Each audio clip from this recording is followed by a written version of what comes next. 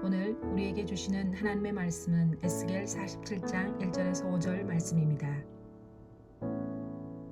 그가 나를 데리고 성전문에 이르시니 성전의 앞면이 동쪽을 향하였는데 그 문지방 밑에서 물이 나와 동쪽으로 흐르다가 성전 오른쪽 제단 남쪽으로 흘러내리더라. 그가 또 나를 데리고 북문으로 나가서 바깥길로 꺾여 동쪽을 향한 바깥문에 이르시기로 본즉 물이 그 오른쪽에서 스며 나오더라. 그 사람이 손에 줄을 잡고 동쪽으로 나아가며 천척을 측량한 후에 내게 그 물을 건너게 하시니 물이 발목에 오르더니 다시 천척을 측량하고 내게 물을 건너게 하시니 물이 무릎에 오르고 다시 천척을 측량하고 내게 물을 건너게 하시니 물이 허리에 오르고 다시 천척을 측량하시니 물이 내가 건너지 못할 강이 된지라. 그 물이 가득하여 헤엄칠 만한 물이요 사람이 능히 건너지 못할 강이더라. 아멘. 오늘 본문의 말씀에 의하여 성령의 전에서 흘러나오는 생수의 강 청량이라는 제목으로 말씀을 전하려고 합니다. 우리의 육체는 70%로 수분으로 구성된 사람입니다. 이 70%를 유지할 때만이 우리는 갈급함이나 어떤 목마름이 없습니다. 그러나 이 70%가 유지 상태가 되지 못하면 우리는 저절로 물을 마셔줘야 되고 또한 목이 말라서 물을 마신다든가 아니면 다른 음료수라도 우리가 먹어야만이 우리의 인체를 활동하면서 유지할 수 있다는 것을 아셔야 합니다. 마찬가지로 우리의 육체는 두 가지로 분류되어 있는데 하나는 육체요 하나는 육체 안에 있는 뭘까요? 영혼이 여러분 눈에 보이지 아니하고 있지만 여러분 안에는 속사람 영혼이 있다는 것을 알아야 합니다. 그러므로 우리는 우리의 영혼의 목마름을 오늘날 우리가 목마른 사람이 어디 있어요? 육체 때문에 목마른 사람이 얼마나 있겠어요? 여러분 가정에 수도가 철철 나오지요. 또한 생수를 빼먹을 수 있는 그런 기구까지 있어서 언제든지 내가 먹고 싶으면 모두 다 컵을 들이대고서 내가 먹고 싶은 건 마음껏 마시는 그런 세상 속에 살아가는데 오늘날 이 설교를 육적으로 깨달으면 나 목마르지도 아니하고 나는 마음껏 내가 생수를 마시면서 살아가는데 이 말씀이 나에게 무엇이 유익한 거라고 말할 것입니다. 아까도 말했던 것처럼 우리의 인체는 70%의 수분으로 구성되어 있습니다. 그래서 우리 하나님께서는 그렇게 만드셨어요. 에덴 동산을 하나님께서 창설하셨는데 창세기 2장 9절에서 14절의 말씀을 보면은 동산 중앙에 생명나무와 선악과 나무를 동산 중앙에다가 만드셨습니다. 그리고 이 동산에서 무엇이 흘러나오게 하였느냐? 네 강의 근원이 흘러나오게 하셨습니다.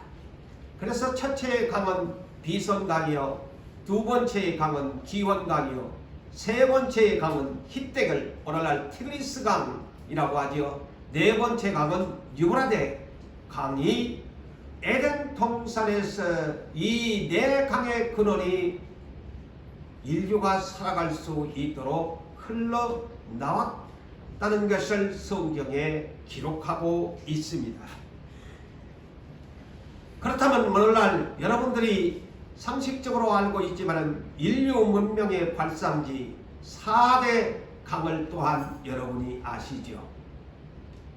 가장 먼저 이 에덴 동산에서 흘러나오는 유브라데 강, 이것이 메소포타미아 문명의 발상 지역입니다.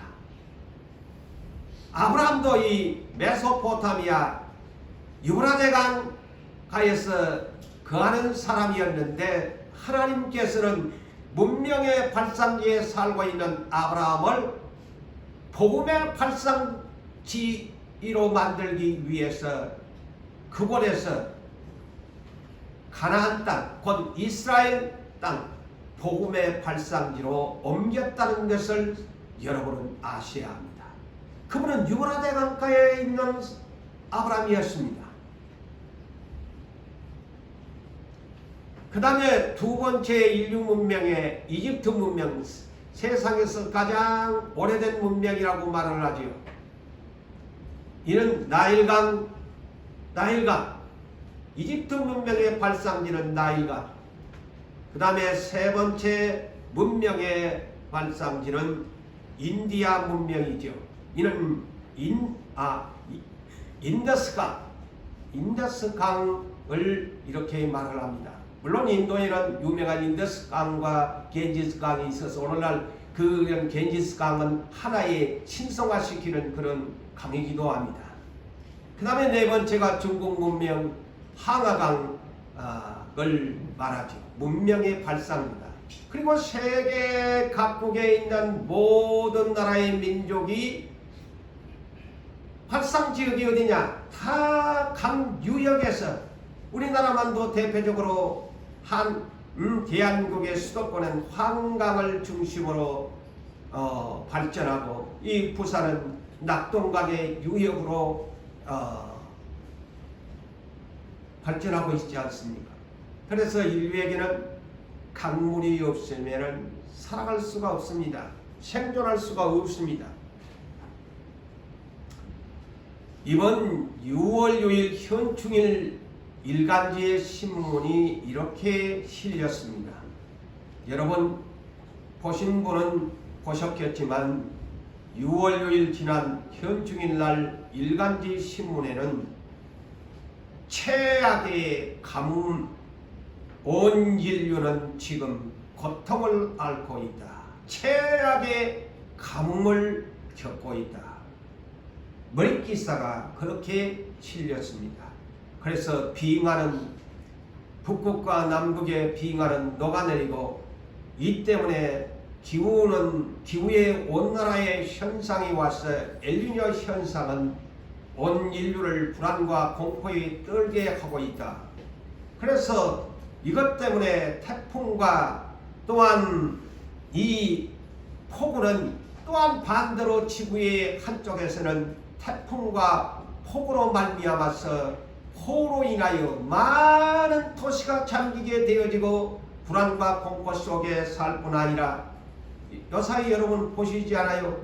저 청정지역이라고 말하는 캐나다가 국토의 40%가 지금 산불이 나서 미국의 뉴욕시까지 캄캄하게 만들어버리는 지금 꺼지지 아니하는, 그리고 저 하와이에서는 화산이 폭발하고 지금 있습니다. 인류는 이 지구의 땅덩어리를 지금 몸살을 앓고 있는데 이 신문 기사의 주요의 내용이 뭐냐면은 최악의 가뭄인데, 자, 우리는 지금 대한민국 가뭄을 느끼지 못하고 살아갑니다. 그런데 다른 세계의 지역은 최악의 가뭄의 경고 상태다. 하나의 여러분이 잘 아는 태평양과 대서양을 연결하는 저 남미 대륙의 중남미의 수에즈가 아니라 파나마 운하를 여러분이 잘 압니다. 이 파나마 운하는 그 남미의 중간에 짤막한 것을 대륙을 뚫어가지고서 태평양과 대서양을 빠르게 갈 수 있는 백길입니다. 그런데 여기에 수위가 급격하게 낮아져서 큰 선박, 대형 선박이 이 파나마 운하를 통과하기가 힘이 든답니다. 왜? 급격하게 물이 없어져 가면서 중량 제한을, 선박 중량 제한을 하면서 이제는 선박에 통과하는 추가의 요금까지 부과할 수밖에 없는 지구의 지금 고통을 앓고 있다. 그리고 저 남미에 있는 우루과이, 축구 잘하는 나라죠. 그런데 이 우루과이는 강하구의 짠맛과 광과 섞여진 짠맛이 나는 물을 먹을 수밖에 없는 지금 우루과이의 상태가 되었다.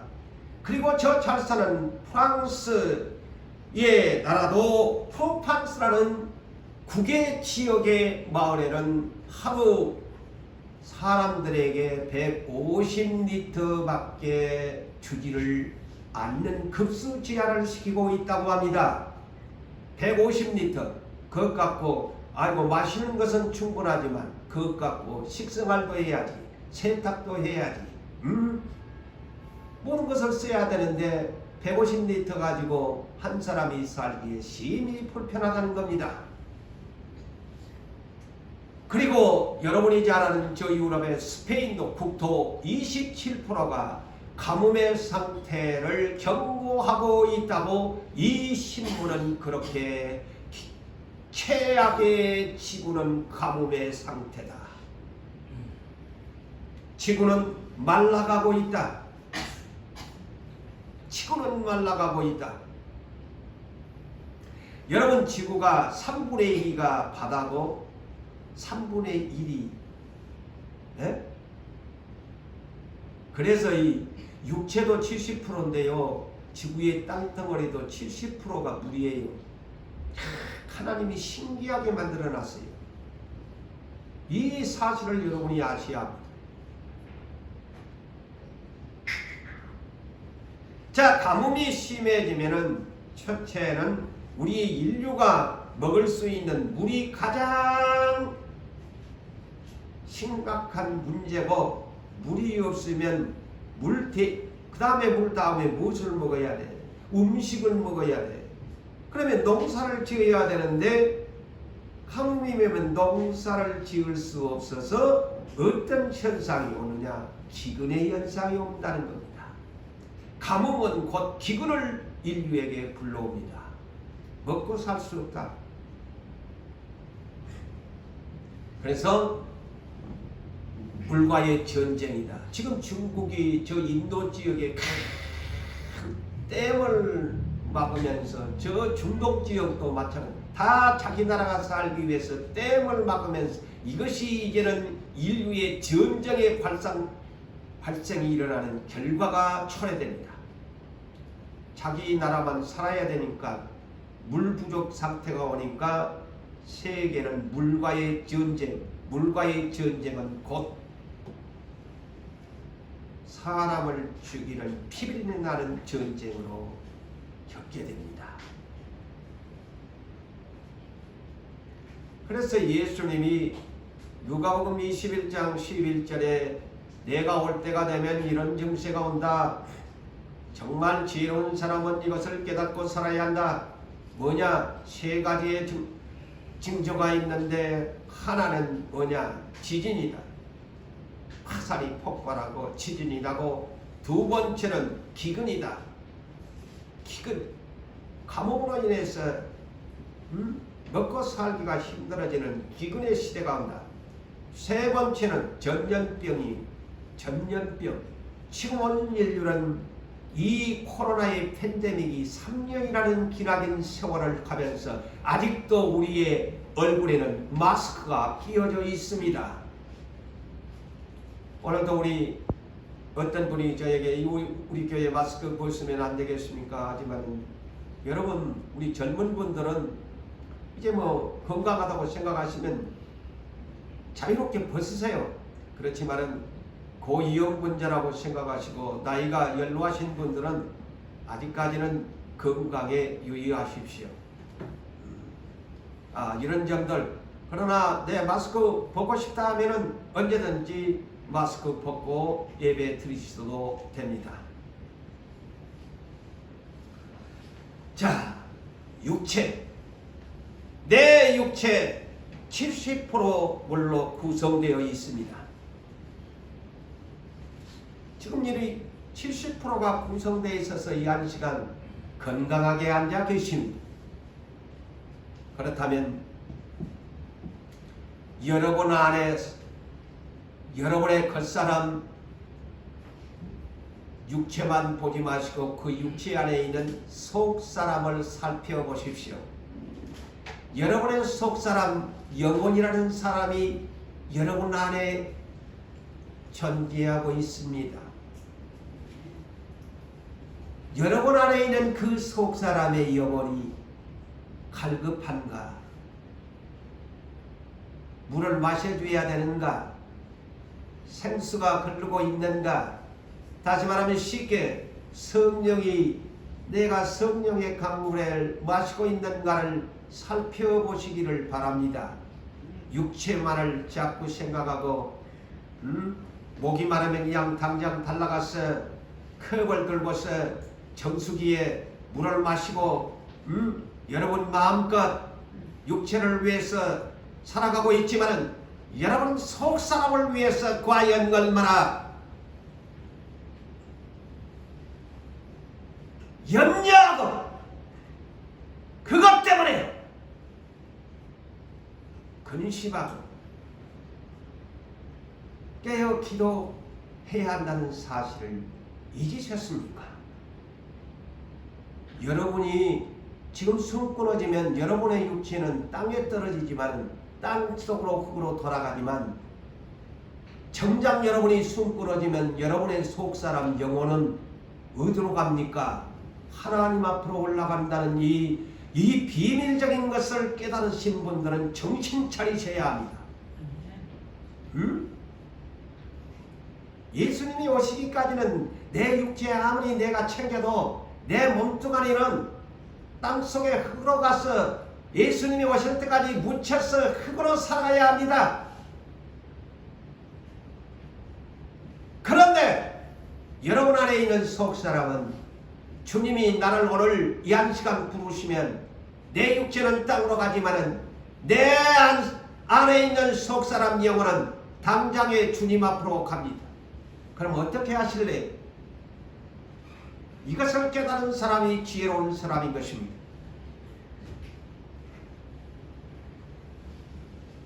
여러분, 여러분의 속사람 영혼을 위해서 생수를 공급하는 지혜로운 여러분 되시기를 주의 이름으로 축복합니다. 네. 생수를 공급해 주십시오. 왜 육체만을 위해서는 컵을 들고 무슨 문제든지 꿀꺽꿀꺽 잘 마시면서 왜 정작 천국에 가야 할 예수님 앞에 내 숨 끊어지면 가야 할 영혼을 위해서는 여러분 그렇게 챙기지 아니하십니까? 고린도후서 4장 16절에 우리의 사람은 겉사람과 속사람으로 나누어져 있음을 말씀하고 있습니다. 그런데 겉사람 육체는 날마다 낡아져 간다고 했습니다. 날마다 낡아져 늙어져 간다고 했습니다. 그렇지만 속사람 영혼은 날로 새로워져야 한다고 말씀하고 있습니다. 이곳에 있는 우리 연로하시는 권사님들, 여러분들의 육체의 겉사람은 아무리 내가 붙잡고 싶어도 내 얼굴의 인생의 계급장은 내가 스스로 제할 수도 없고 아무리 수술을 받고 아름다운 미모를 갖춘 기술을 가진 사람에게 맡겨도 내 인생은 주름 잡힌 계급장을 뗄 수가 없습니다. 낡아져 갑니다. 그런데 속사람은 날로 성장해서 장성한 사람으로 예수님 앞에 가야 합니다.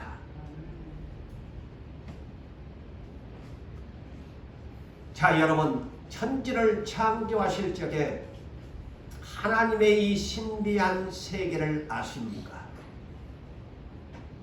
여러분, 천지를 창조하셨다. 창세기 1장 2절로 이하에 있는 말씀을 보면 이 지구의 땅덩어리는 땅이 혼돈했었고 공허하고 아무것도 없는 상태에 흑암이 깊음 위에 있더니 그 가운데 무엇이 있는 이 신비한 것을 아십니까? 여호와의 영 성령이 수면 위에 운행하시더라. 아멘. 지금 뭔지도 모르고 아멘 할 거예요. 이 하나님 천지창조의 비밀을 알아야 돼요. 성령님이 창조하시기 전에 물 위에 운행하고 계셨다. 성령님은 생수의 근원이라는 것입니다. 이 지구의 땅덩어리 물과 생수를 공급하는 근본적인 성령님이 수면 위에 계셨다. 그 가운데 가장 먼저 하나님 빛이 있으라 할 때에 빛이 예수 그리스도를 상징하는 빛이 만들어졌다고 말씀합니다. 자, 하나님이 지구를 만들고 인류를 만들어 두었는데 인류가 하나님의 말씀대로 살지 아니하는 거예요. 정말 날마다 하루하루 하나님을 생각하지 아니하고 그 마음의 악한 생각, 악한 계획, 사람의 계획대로만 사는 것을 보시고, 그리고 하나님의 자녀들이 세상의 딸들의 아름다움을 위해서 불신 결혼을 하면서 살아가니까 하나님이 어느 날 한탄을 하시고서 내가 이 인류, 이 지구에 만든 것을 다 물로 쓸어버리겠다. 그래서 가장 먼저 내가 육체 안에 있는 성령을 떠나가게 만들 것이다. 창세기 6장 3절. 가장 하나님이 서운하게 하실 때에 가장 먼저 하나님의 생각은 내가 저 사람한테 성령을 내가 소멸시켜버리겠다. 성경의 이 깊은 비밀을 아셔야 합니다.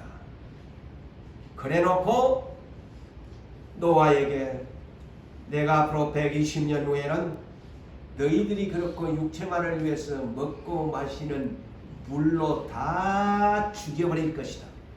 야, 이 깊이를 여러분 아셔야 돼요.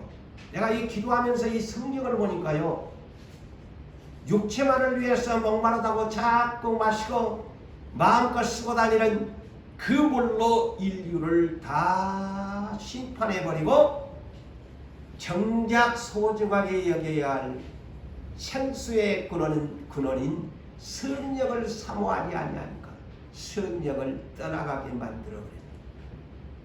자, 이것이 성경의 비밀입니다. 예? 이것이 성경에서 가르쳐주는 하나님의 비밀입니다. 자꾸 육체만을 위한 물공급만 하지 정작 천국에 와야 할 영혼의 물공급은 안 하는 거예요. 그러니까 하나님 보기 싫은 거예요. 그래, 너가 실컷 마시는 육체를 위한 물, 노아의 홍수가 뭔 줄 아니? 물로 망해라. 이거 물로 죽여버린 것이. 자, 들으니까 그렇지 않아요? 그 대신 너가 안에 있는 생수의 강을 원하지 않으니까 나 성령 떠나버리겠다.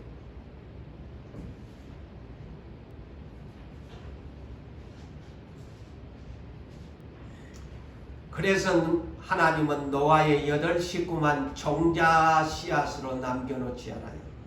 그 종자 씨 8 식구, 노아와 세 아들, 남자의 씨 4사람 종자 씨로 남겨가지고 그 종자 씨에서 노아의 11대 손 아브람, 노아의 장자 셈의 10대 손인 아브라함을 복의 근원으로 갈대아우로 메소포타미아에서 그를 불러내어 복음의 발상지가 될 이스라엘 가나안 땅으로 보내서 인류를 번성 다시 시키십니다. 그게 하나님의 계획이죠. 여러분, 성경은 생수의 근원이 누군 줄 아니라고 가르쳐줍니다. 아까 제가 창세기 1장 2절에 천지를 창조하기 전에 성령님이 수면 위에 운행하고 있었다. 생수의 근원이 성령님이십니다. 예수 안에 있는 성령님이 생수의 근원이죠.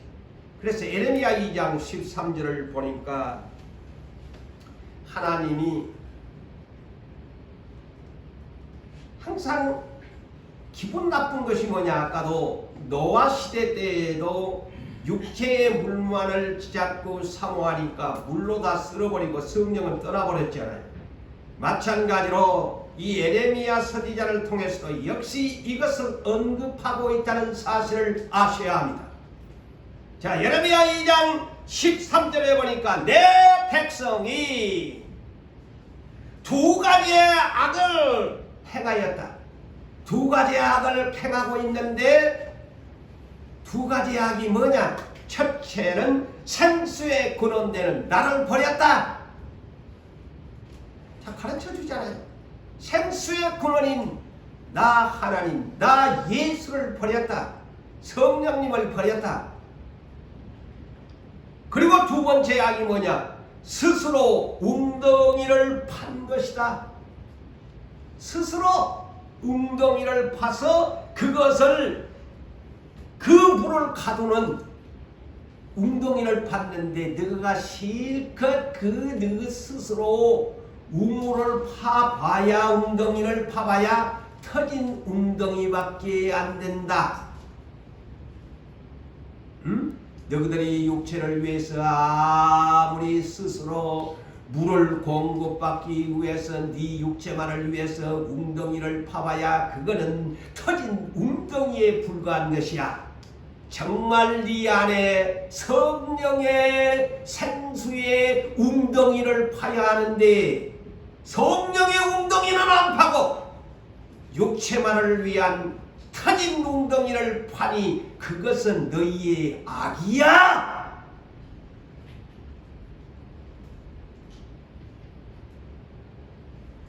자, 이것을 더 리얼하게 설명을 해드리겠습니다. 왜 터진 웅덩이는 스스로 사람이 파는 웅덩이는 터진 웅덩이라고 할까요? 가두지 못할 터진 웅덩이라고 할까요? 마셔도 목마르기 때문입니다. 자, 어느 날 요한복음 4장의 사건이 바로 이를 잘 설명해 주고 있습니다.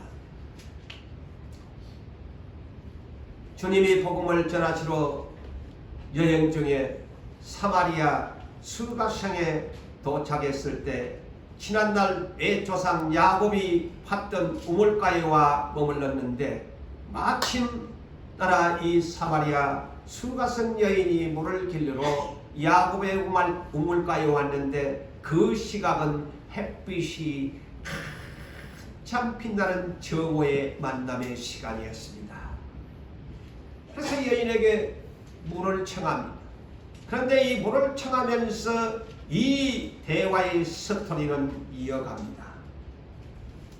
그런데 이 여인은 물 길러로 와서 목마름을 위해서 왔는데 이것이 바로 가두지 못할 터진 웅덩이에 불과한 겁니다. 주님과의 대화 가운데 네 남편 좀 데려왔나? 예, 나는 6 남자를 하고 살아왔습니다.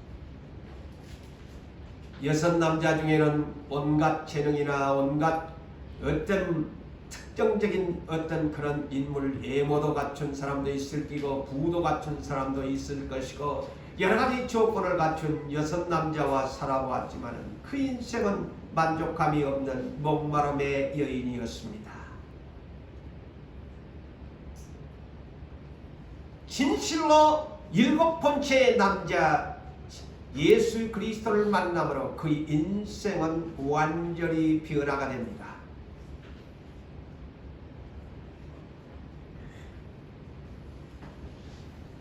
그러면서 주님은 이 여인의 그 갈급한 심령을 알고서 요한복음 4장 14절에서 15절에 이 여인의 갈급한 여인의 그 심정을 알고서 이와 같이 여인에게 말씀합니다.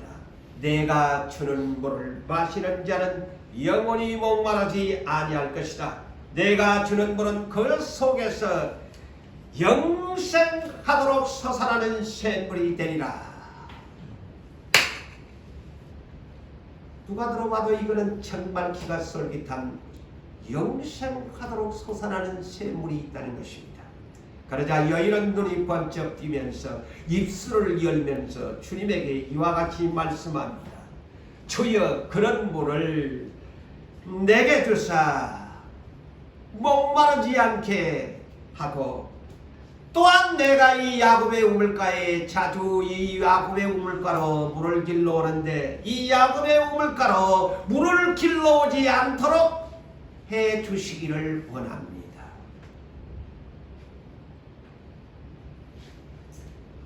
자, 예수께서 이 여인에게 말한 영생하도록 솟아나는 샘물이 무엇일까요? 그것은 요한복음 7장에 가서 오늘날 우리에게 답을 줍니다.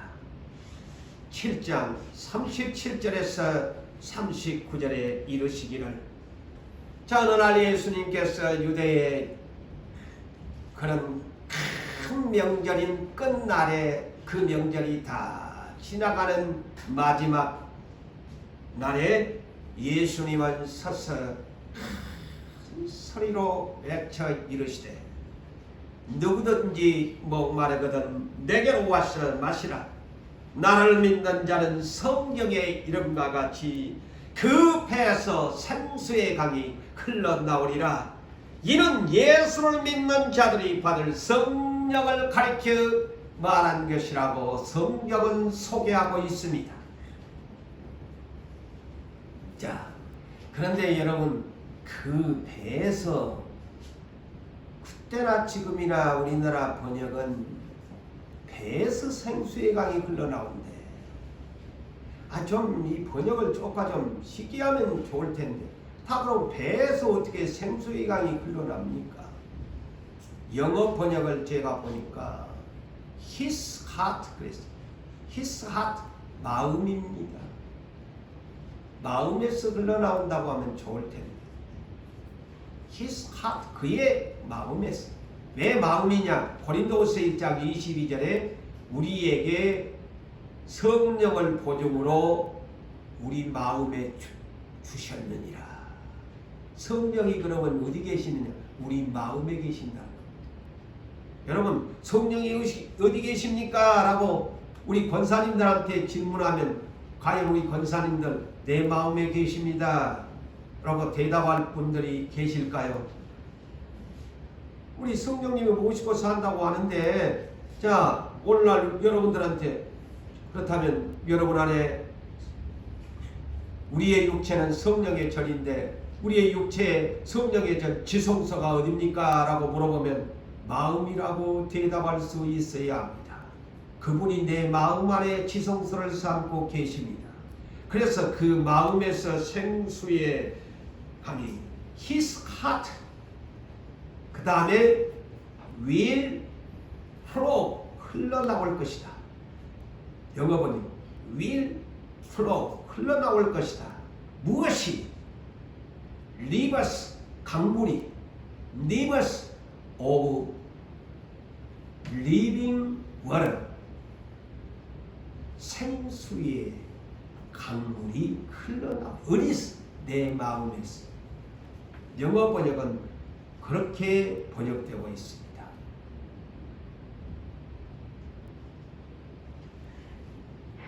그래서 성령님은 내 마음 안에 와 계셔요.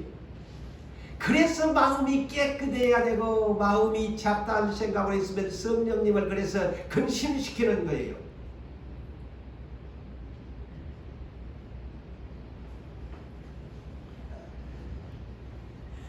그래서 예수님은 십자가의 부활 이후에 40일 동안 땅에 계시면서 40일 마지막 날 주님이 또 주님이 요한복음 7장 명절날 끝날에 이렇게 생수를 마시라 그랬지요. 나는 성경에 보니까 한두기 단어를 보면 재미있게 다 맞아떨어지더라. 자, 마지막 명절날 성령을 마시라고 했지요. 자, 예수님도 제자들을 땅에 두고 가실 때에도 땅에 계신 40일 마지막 날 이 언급을 합니다. 얘들아, 예루살렘 떠나지 말아라. 너희가 요한의 물 세례를 받았지만 몇 날이면 어때요? 성령의 세례를, 성령의 생수를 너희가 물로 세례를 받게 될 것이다, 이 말입니다. 그래서 마가 요한의 다락방에 120사람이 열흘 동안 이 성령의 생수를 공급받기 위해서 얼마나 오로지 기도하는 일에 최선을 다했다고 사도행전 1장 14절을 보면 기록되어 있습니다.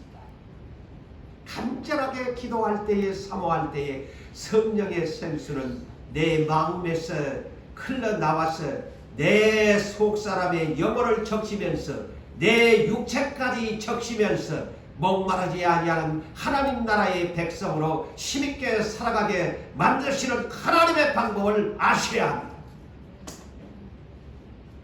우리는 밖에서 생수를 공급하려고 하지 않아요. 그렇지만 하나님의 나라는 생수의 공급은 밖에서 물로 나를 공급해 주는 것이 아니고 네 안에 속사람, 네 안에 마음에서 생수를 공급해서 안에서 컨트롤을 하면서 너의 인생을 살아가기를 원하시는 것입니다. 그래서 생수를 어떻게 공급할 것인가? 땅에 오세요. 누가복음 11장 13절에 구하는 자에게 성령의 생수를 주시지 않겠느냐. 할렐루야. 네. 성령을 구하는 자에게, 기도하는 자에게 주시는 것입니다.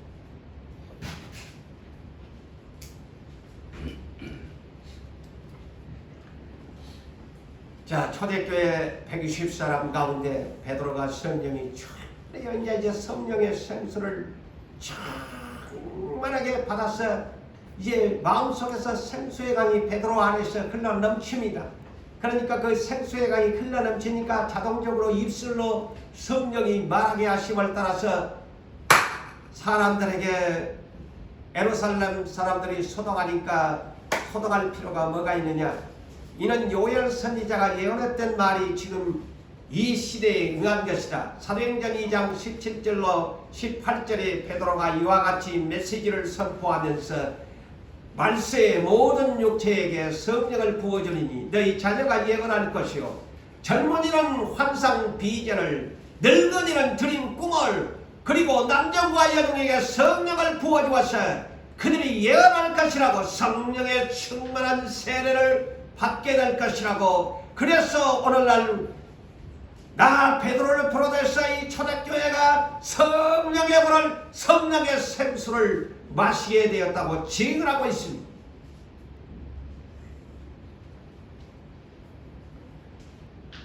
구약의 선지자 중 한 사람인 아모스도 이런 예언을 했습니다. 이는 아모스 8장 11절로 13절을 보면 보라, 날이 이르게 될 것이다. 어떤 날이?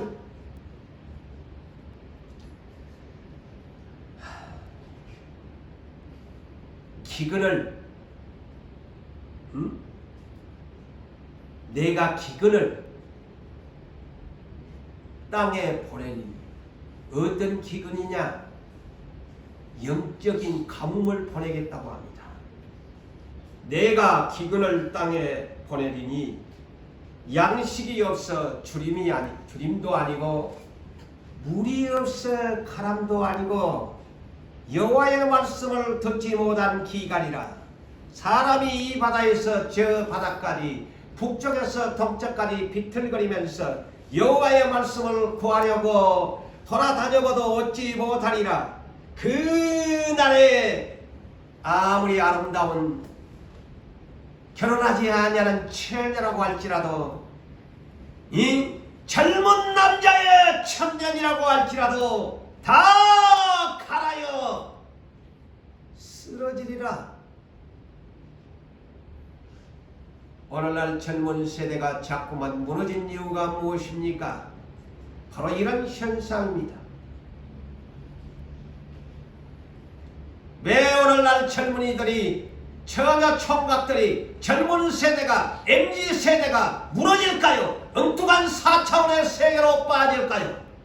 성령에 사로잡히지 못하기 때문에 그렇습니다.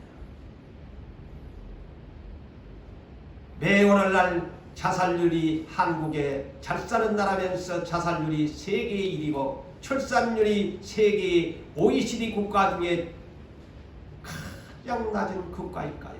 젊은이들의 생각의 차원이 이제는 육체의 목마름을 찾아가고 성령의 생수를 마시지 않습니다. 하나님께로 돌아가지 않습니다. 우리 교회만 보더라도 그렇습니다. 다 자기들의 생각과 자기들의 주관에 의해서 살아가기를 원하고 세상 물질주의 눈에 보이는 것을 쫓아갑니다. 그래서 디모데후서 4장 3절과 4절에도 예언할지 않아요. 때가 올 것이다. 아모스 선지자처럼 바울도 예언합니다. 때가 올 것이다. 때가 이르게 될 것인데 사람이 바른 교훈을 받지 아니하고 사욕에 쫓을 그런 스승을 많이 두고 세상적인 스승을 많이 둔다는 거예요. 목사 말도 안 들어요. 부모 말도 안 들어요. 아무리 간고해 두어도 목사의 말도 들어오지 않고 교사의 말도 교육자의 말도 귀에 들어오지 않습니다. 도리어 핸드폰이 나의 스승처럼 TV가 나의 스승처럼 세상에 있는 문화가 내 스승처럼 오히려 문화가 세상적인 문화가 나의 우상이 되고 있다는 사실을 아셔야 합니다. 그래서 오늘날 젊은이는 세상의 문화의 우상에 빠져서 주님께로 오는 것을 싫어합니다. 그들의 영혼은 메말라갑니다. 성경이 예언한 그대로 갑니다. 여러분 자녀들을 위해서 많이 우셔야 할 것입니다. 예수님이 십자가를 지고 가면서 뭐라고 합니까? 예수님이 십자가를 지고 가는 것을 보고 우니까 나를 위하여 울지 말아라. 나를 불쌍히 여기지 말아라. 차라리 네 자식들을 위해서 울고 불어라. 개미하는 말입니까? 다 여러분의 자녀들 세상적으로 오늘날 젊은 세대가 4차원의 생각을 가지고서 이상한 하나님과는 거리가 동떨어진 세계로 자기들의 뜻대로 자기들의 주관대로 자기들의 계획대로 자기들의 사상으로 살아가고 있는 것입니다. 지난 주일날 제가 믿음 안에 있다면 믿음의 분량이라는 제목으로 믿음에도 분량이 있다. 영어로 말할 것 같으면 measure of faith. measure. 분량 측정한다는 뜻이죠. measure of faith. 믿음에도 분량이 있다. 다 예수를 믿는 것 같지만 하나님 쪽에서 볼 때는 저 사람은 정말 믿음이 큰 분량을 가진 사람이야. 또 어떤 하나님이 볼 때는 아무리 직분에 관계없이 저는 내 딸이요 내 아들인데 참 걱정된다. 너무 믿음이 작다. 믿음의 분량의 그릇이 있다고 성경에는 로마서 12장 3절에 분명하게 믿음의 분량이 있다고 말을 합니다. 그런데 오늘 이 성령님을 내 마음 안에 모시고 사는데도 분량이 있어. 예? 지금 이 자리에 앉아 계시는데 다 모르지. 다 성령 충만한 줄 아는데 목사니까 성령 충만하겠지.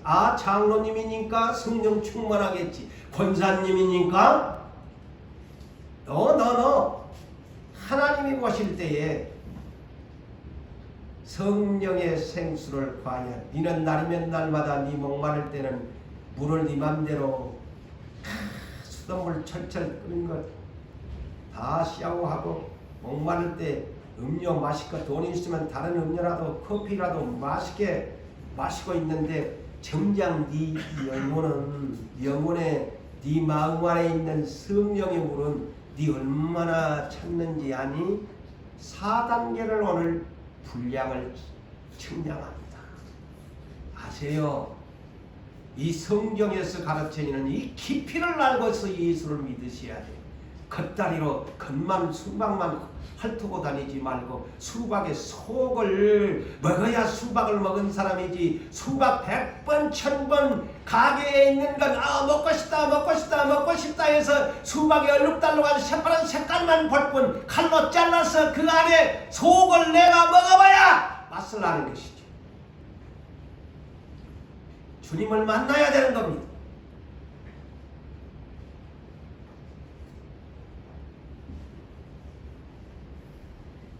오늘 이 본문의 말씀은 지난날 구약시대의 에스겔 선지자, 그분은 포로로 잡혀간 선지자입니다. BC 586년 유다가 바벨론에 의해서 멸망할 때 포로로 끌려가 그 바벨론에서 거하면서 하나님이 주시는 환상과 계시를 보고 왔던 선지자입니다. 하나님은 유대 멸망을 바벨로니아 이 통해서 완전히 예루살렘은 파괴되고 그렇게 아름답게 지었던 솔로몬의 성전마저도 그때에 완전히 파괴시켜서 바벨론으로 성전의 기물들이 다 뜯어서 갈 수밖에 없는 초라한 그러한 예루살렘이 되었고 유다가 되었고 성전이 파괴된 비참한 시대에 포로로 끌려갔던 선지자가 환상을 보는데, 앞으로 하나님이 그 환상의 내용, 이 본문이 뭐냐면 여러분 이렇게 이해하십시오. 새로운 성전을 설계한 내용을 보여주는 내용입니다. 예? 그러니까 새로운 성전이니까 건물 성전, 저는 이 문장을 건물 성전으로 보지 않습니다.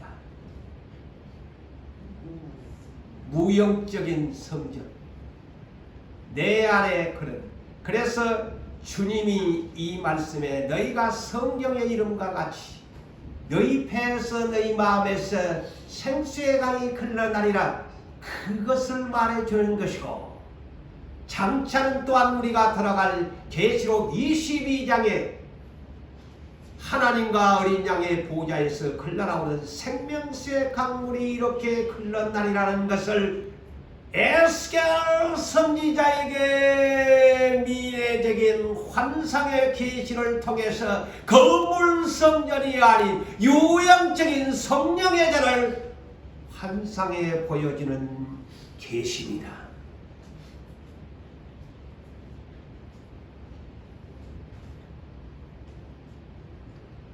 자, 주님이 오셔가지고 성전에서 흘러나오는 모습을 환상에 보여주면서 환상 중에 에스겔을 주님이 데리고 다니십니다.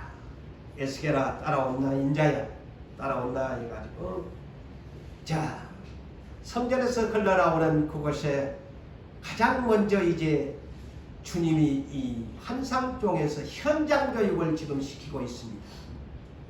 이 선지자 환상 중에 현장 교육, 성전에서 흘러나오는 환상. 그래서 가장 먼저 천척, 다른 말로 쉽게 하면 천자가 되는, 자로 재면은 천자가 되는 그런, 그래서 천척이에요. 천척, 줄자로 재니까 천자가 되는 곳으로 강의 넓이를 지금 하면서 가는 거예요. 이 생명수의 강이죠. 사람이 측량할 수 없는 그런 하나님이 측량하는. 그래서 천척을 딱 천자를 재고, 에스겔아 내가 잰 첫 번째 단계를 건너가 봐라. 건너가자. 건너가서 물에 담가 보니까 발목에 차더라.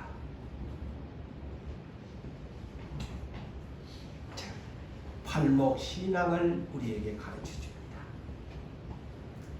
이 자리에 앉아 계시는 저와 여러분, 우리는 이 단계를 가 머물러 있으면 아니 됩니다. 이 발목의 신앙은 물에 내 마음대로 물속에서도 뛰어다닐 수 있는, 워킹할 수 있는 그런 발목입니다. 네? 발목에 차면 여러분 여름철에 저 강가에서 발목에 얼마든지 달려갈 수 있습니다. 다름질 칠 수 있습니다. 물의 힘을 받지 아니하고 내 힘의 원동력을 가지고 다름질 칠 수 있습니다. 이것이 뭘까요? 성경에서 말하는 내 육체의 소욕대로 사는 사람을 말해줍니다. 예?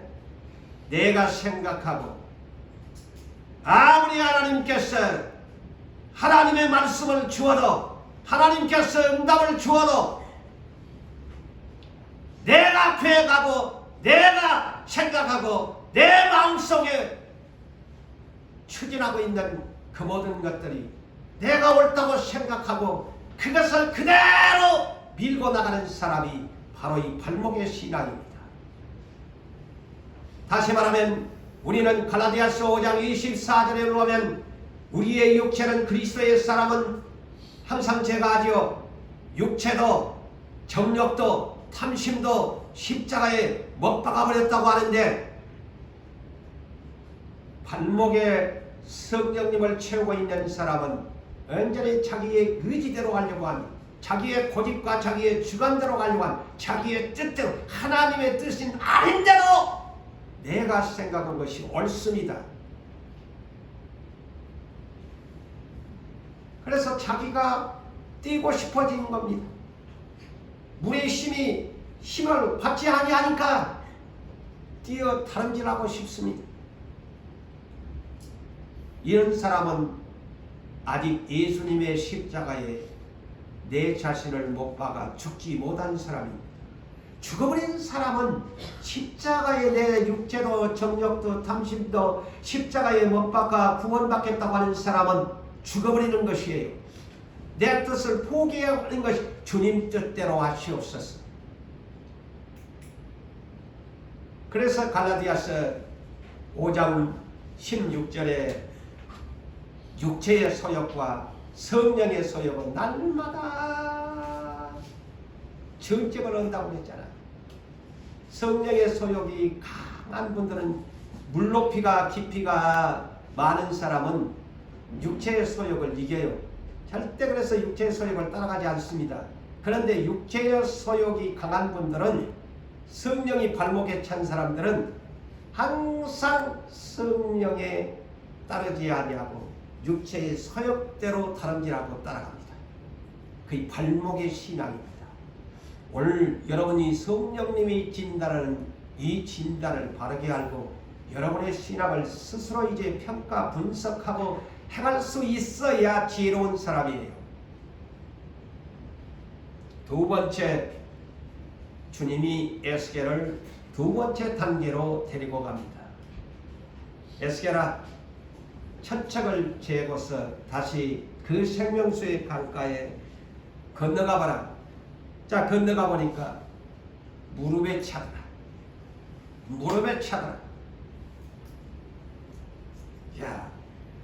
자, 그래도 무릎에 차면은 여러분 다름질나기는 힘들죠. 해보셨죠? 물속에서 무릎에 차면 다름질하기 힘듭니다. 몇 번은 했지만은 물의 힘에 부여기기 위해서 내 마음대로 그렇게 오래 달릴 수 없습니다. 이 무릎의 신앙은 뭘까요? 이때부터 내 성령이 무릎에 차면 무릎을 꿇는 자가 됩니다. 기도하는 자가 됩니다. 할렐루야! 네. 무릎 꿇은 기도자.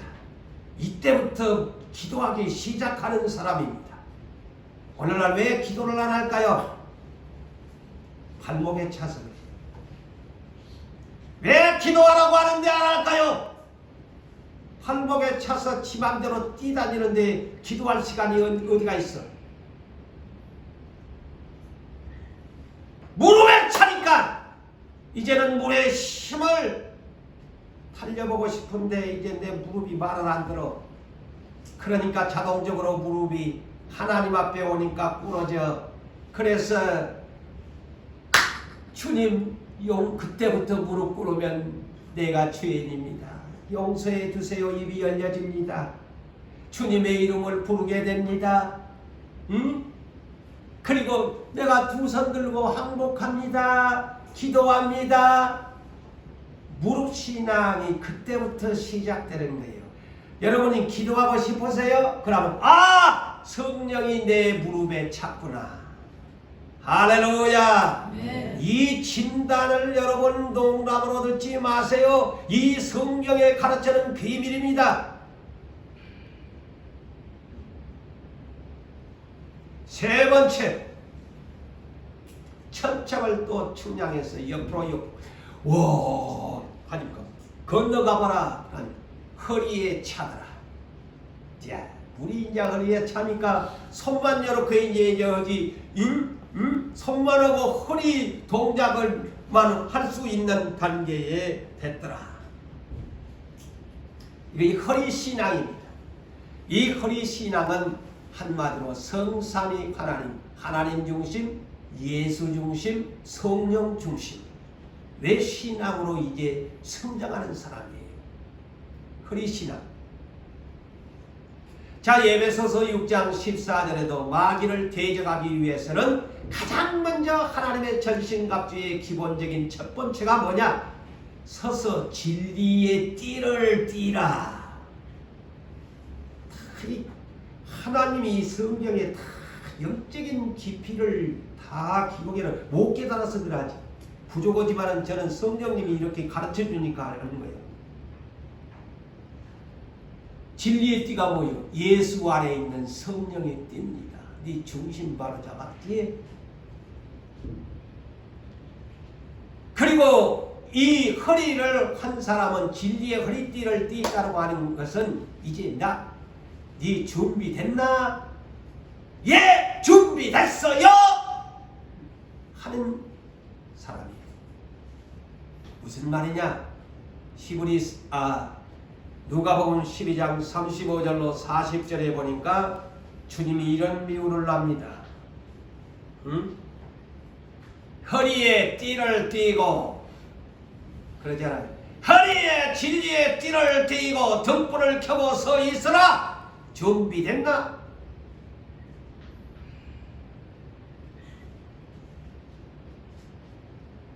등불이 뭡니까? 계시록 4장 5절에 성령이 7 등불이라고 했어요.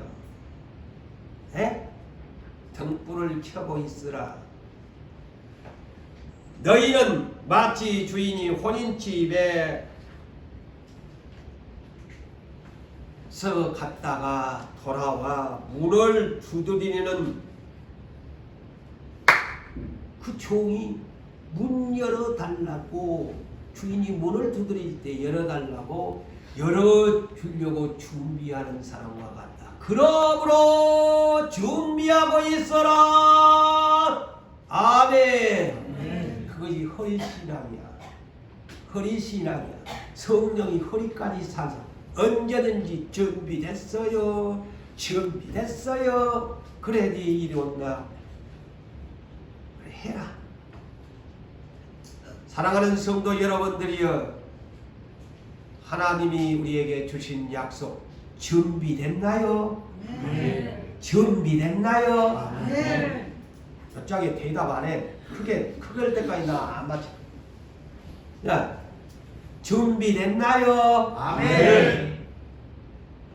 그래야 주님이 역사하십니다. 나에게 맡깁니다. 인간의 힘으로 준비됐다고요? 어려움 오면 다 꽁무니 내려보내요. 허리에 성령이 차야 하지. 입으로 제자들 어이구 죽는데도 가겠다고 해놓고 막상 예수님 십자가 지니까 다 도망가고. 왜? 허리에 진리띠가 없어서. 준비를 못했어. 그런데 성령 생수 허리에 받고 이상 받으니까 준비됐어요 하잖아요.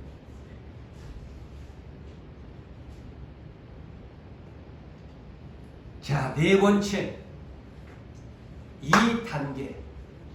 주의 일을 하려고 하면은 정말 이 단계까지 체험을 할 수 있어야 합니다.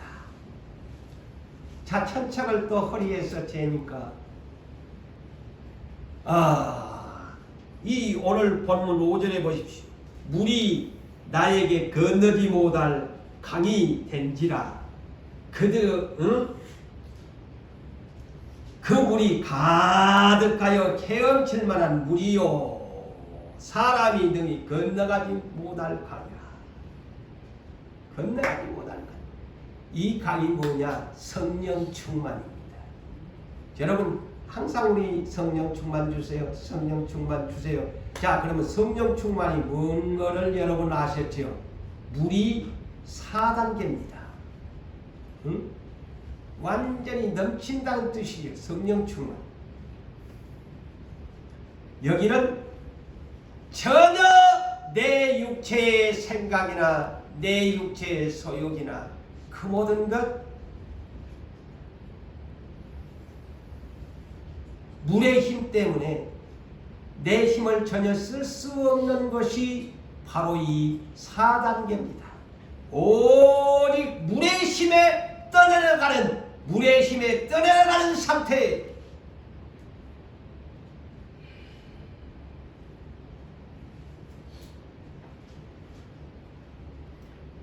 자, 우리는 이 단계를 위해서 준비해야 됩니다.